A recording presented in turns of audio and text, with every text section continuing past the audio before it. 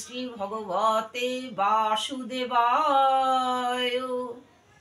ওং নমো শ্রী শ্রী ভগবতে বাসুদেবায়।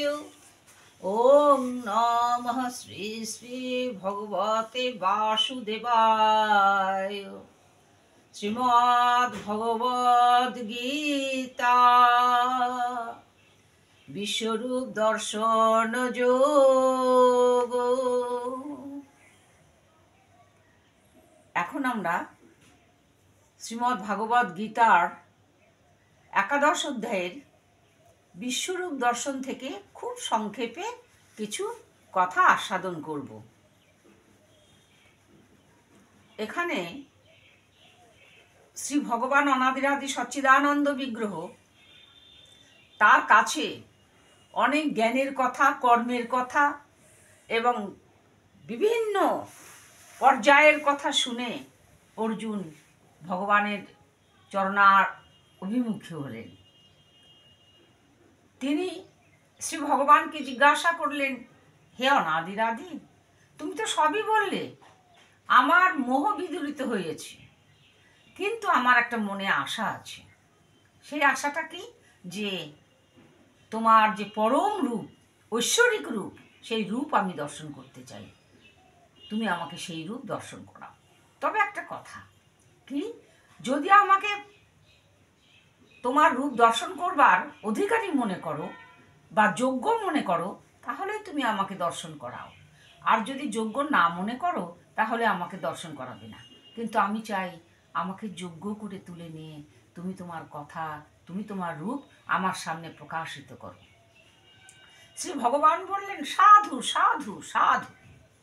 কেননা ওরে অর্জুন, অনন্ত কোটি ব্রহ্মাণ্ডে এত মানুষ জন্মগ্রহণ করেছে, কেহই ভগবানের কথা শুনিতে সকলে রাজি নয়।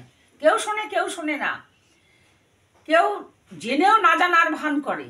কিন্তু তুমি এত বড় মহৎ, এত গুণী, সদ্বংশে তোমার জন্ম, যে ঈশ্বরের কথা শুনবার জন্য তোমার ইচ্ছা হয়েছে, আমি অবশ্যই বলবো। মদ অনুগ্রহেও পরমং গুহ্যম অধ্যাত্ম সঙ্গীতম ইয়াত বচস্তয়ং মোহং বিগত মম। তুমি আমার মোহ দূরীভূত করো তোমার অপূর্ব রূপ দর্শন করিয়ে, যদি আমাকে উপযুক্ত বলে মনে করো। শ্রী ভগবান বলছে, পশ্চিমে পার্থ রূপানি শত শত সহস্রশ নানা বিধানি দিব্যানি নানা বর্ণাকৃতিনি চ পশ্চাদিতান রুদ্রান বসুনস্তথা মরুত চষ্ম পাশ্চ গন্ধর্ব যক্ষা সুরসিদ্ধ সংজ্ঞা বিক্ষম তেতাং বিশিতশ্চৈব সর্বে রূপং মহাত্মে বহুভক্ত নেত্রং মহাবাহু বহুবাহু রূপাদম। পশ্য, হে অর্জুন, তুমি দেখো আমার মধ্যে আমার ঐশ্বরিক রূপের যে অনেক নেত্র, বহু উদর, বহু চক্ষু, বহু কর্ণ, বহু কণ্ঠ, বহু চরণ, বহু মস্তক, প্রত্যেকটি মস্তক কিরীটির দ্বারা শোভিত এবং প্রত্যেকটি মস্তকের এক একটা বিশেষত্ব আছে। তুমি প্রাণ ভরে দর্শন করো বলেই শ্রী ভগবান অনাদিরাদি সচ্চিদানন্দ বিগ্রহ তার সামনে প্রকাশিত হলেন বিশ্বরূপ ধারণ করে। আর অর্জুন হা করে তার এই ঐশ্বরিক রূপ দর্শন করছেন। এখন ভাগবত একটা কথা বলেছে যে শুধু অর্জুনই দর্শন করছেন না, যারা যারা উপযুক্ত অধিকারী তারাও সেখানে যোগী ঋষি মুনিরা আছেন, কিন্তু তাদের ভেতরে অর্জুন মশার মতো বসে আছেন। ভগবান তা দর্শন করলেন যে এ তো কিছুই বুঝবে না, একে তো চেনাই যাচ্ছে না, সাধারণ চক্ষু দিয়ে ঐশ্বরিক রূপ দেখা যায় না। তাই বললেন, ন তুমাং সৎকর্ষে দ্রষ্টুং মনে নৈব সচক্ষুষা দিব্যং দদামি তে চক্ষু পশ্চিমে যোগমৈশ্বরম। ওরে অর্জুন, তোমার সামান্য চোখ দিয়ে তুমি আমাকে কি দেখবে? আমি তোমাকে একেবারে অন্তর্চক্ষু প্রদান করছি, যোগ বলে তুমি আমাকে দর্শন করো। বলেই শ্রী ভগবান অর্জুনের মধ্যে অন্তর্চক্ষু প্রদান করলেন। আর সেই চক্ষু দিয়ে অর্জুন তাকে দর্শন করলেন। তার ঐশ্বরিক রূপ দর্শন করে অর্জুন অভিভূত হয়ে গেলেন। বলছেন, আমি কি দেখছি?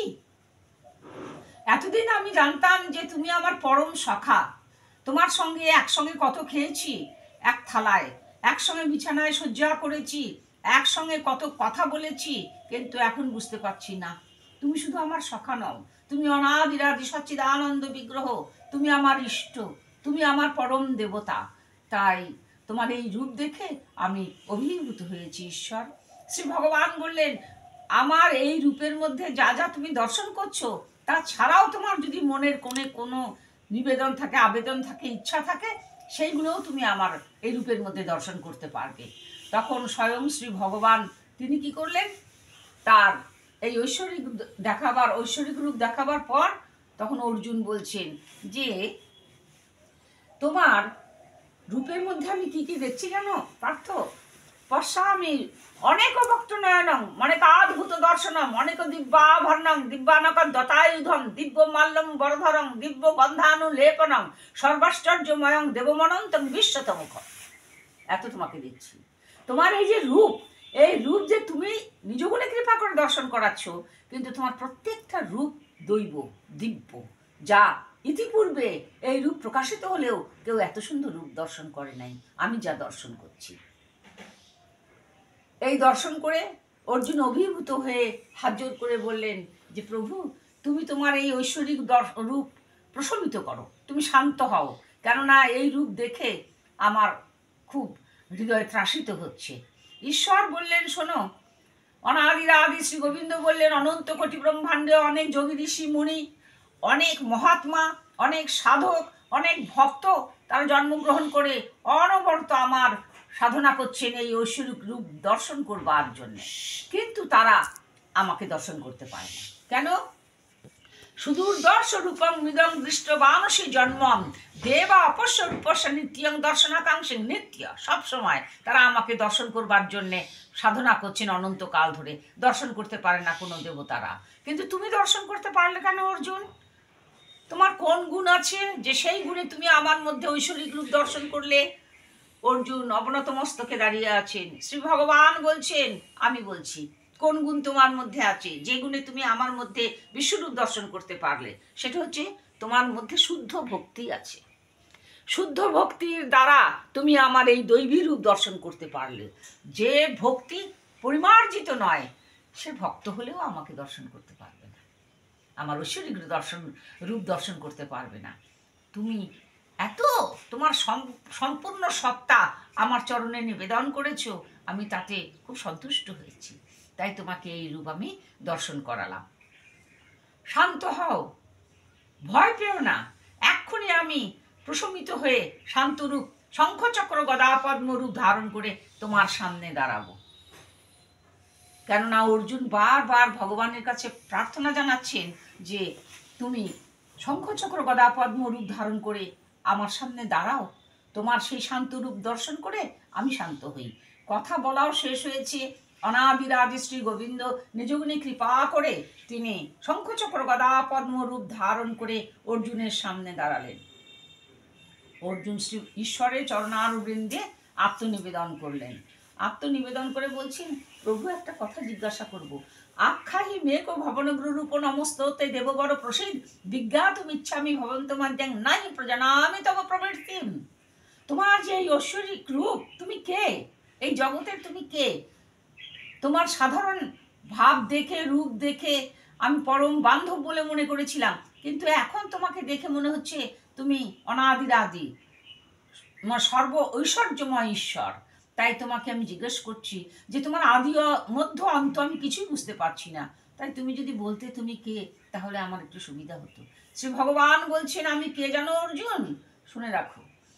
বলছেন, কালোস্মি লোকস্বকৃত প্রবৃদ্ধ লোকান সমর্থ প্রবৃত্ত দ্বিতীয়পিতং না ভবিষ্যন্তি সর্বে যে অবস্থিত প্রত্যেকেষু যোধা। অনন্ত কোটি ব্রহ্মাণ্ডে যত মানুষ জন্মগ্রহণ করেছে তাদের আমি কাল। তুমি যে আমার পরম বান্ধব, আমি তোমারও কাল। এখন তুমি দেখিতে কত সুন্দর, আমি দেখিতে কত সুন্দর, কিন্তু মায়াময় প্রপঞ্চে এমন একদিন আসবে যেদিন তোমার অন্তিম এসে উপস্থিত হবে। সেই অন্তিম লগ্নে আমি এসে তোমার মাথার কাছে দাঁড়াবো। তখন আমার নাম হবে কাল। তখন আমার রূপ এত সুন্দর থাকবে না, কঠিন রূপ হবে, ভয়ঙ্কর রূপ হবে, যে রূপ দর্শন করে তুমি ত্রাসিত ভীত হবে। আমি সেই দিনও তোমার কাছে আসবো, শেষের দিনে, আজও তোমার কাছেই আছি। অর্জুন বললেন, সাধু সাধু, হে ভগবান, তোমার এই অপূর্ব সুন্দর কথা শুনে আমার জীবন শান্ত হলো, প্রশমিত হলো। এই পর্যন্ত আমি বিশ্বরূপ দর্শন যোগের একেবারে সারসংক্ষেপ সামান্য প্রকাশ করলাম, 11 অধ্যায় প্রকাশ করলাম।